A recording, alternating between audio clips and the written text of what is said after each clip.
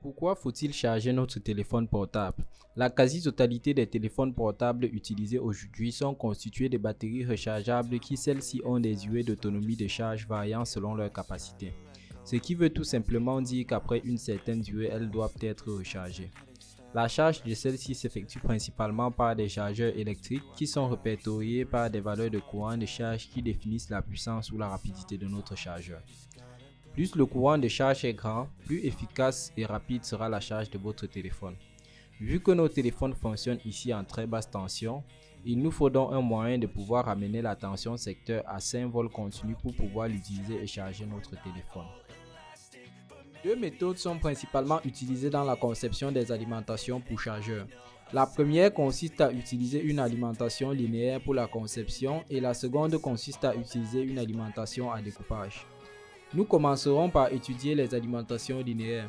Le schéma typique de ce mode se compose d'un transformateur chargé d'abaisser la tension qui nous parvient du secteur alternatif qui ici nous permet d'obtenir une tension de 5 volts.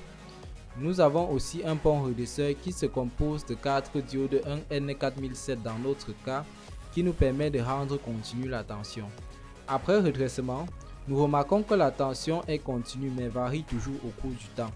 Pour stabiliser celle-ci, nous utilisons une capacité de forte valeur qui rend la tension quasiment constante.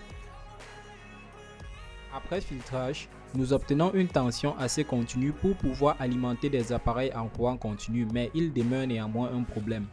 Si la tension secteur change ne serait-ce que d'1 volt, elle entraînera automatiquement le changement de notre tension de sortie, ce qui n'est pas du tout sécurisé pour notre téléphone branché en sortie. Donc pour pallier à ce problème, nous utilisons un régulateur de tension Shunt 5 volts qui permet d'après sa fiche technique d'obtenir 5 volts en sortie malgré les variations de sa tension d'entrée. Pour la simulation de notre montage, nous choisissons ici un transformateur délivrant environ 6 volts alternatifs.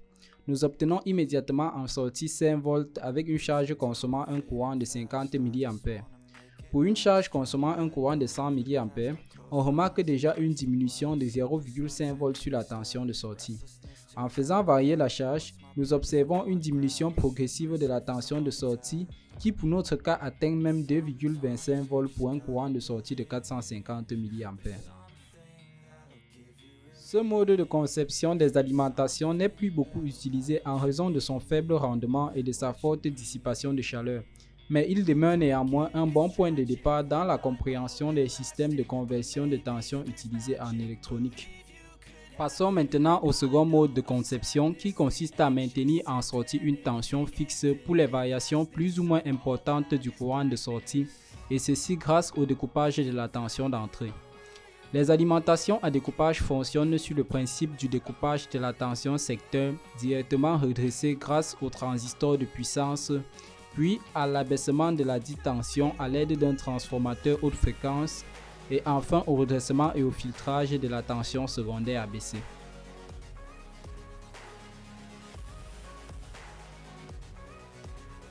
Nous commençons tout d'abord par effectuer le redressement direct de la tension secteur grâce à un pont de 4 diodes.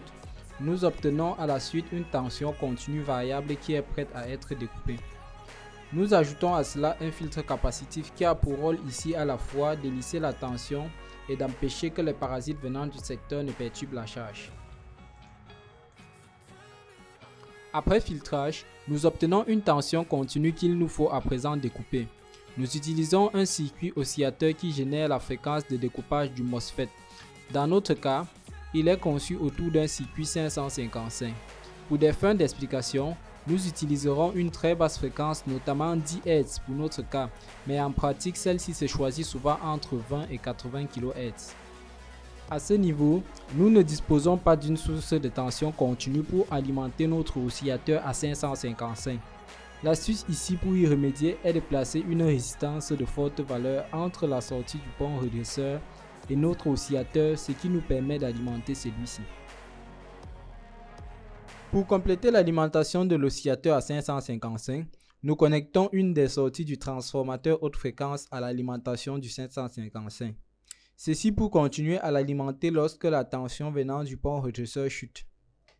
Nous pouvons donc effectuer le redressement et le filtrage de notre tension haute fréquence abaissée grâce à des diodes ultra rapides. Nous obtenons donc 12 volts en sortie.